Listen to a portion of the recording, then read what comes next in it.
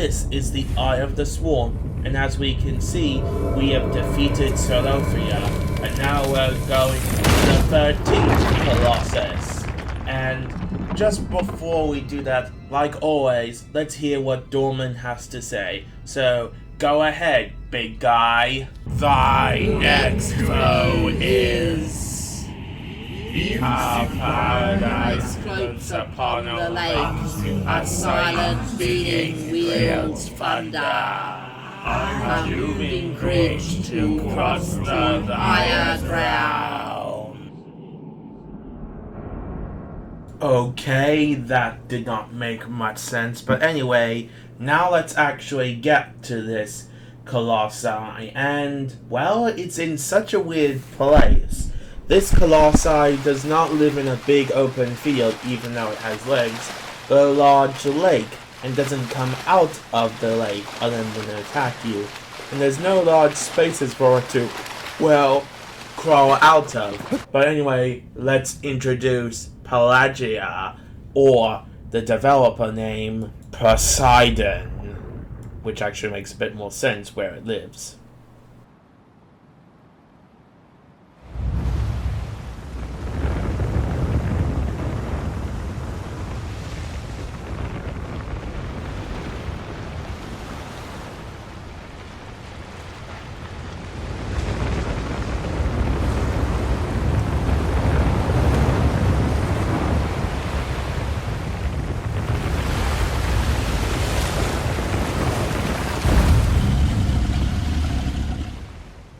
Unquestionably, one of the weirdest colossi I've encountered so far. I mean, look at this creature, and it gets even a bit stranger as we look into its developer history, which, well, some of them are not that good, others just show it having eyes, and even this one shows it with its deaf model and normal model. In terms of size, he's around the middle of the loan, around 30 meters tall, 33 meters long, 22 meters wide, so yeah, pretty impressive size, don't you think? Anyway, now let's move on to its name. I did some digging and it was quite easy. It means of the sea, even though it's in a lake.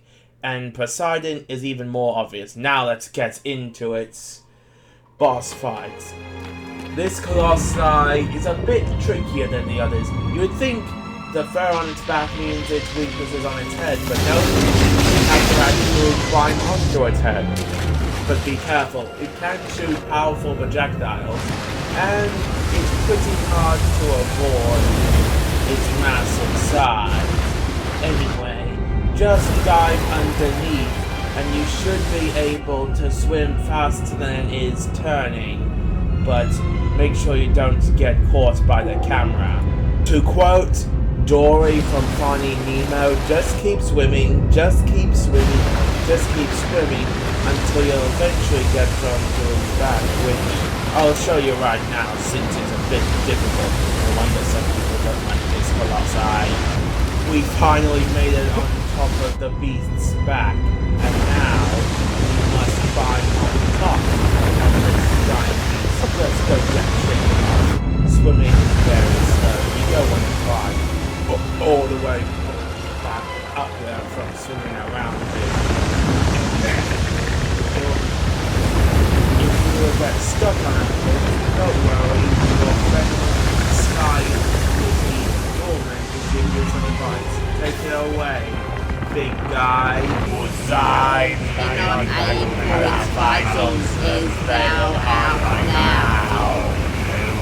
Very helpful, Dorman.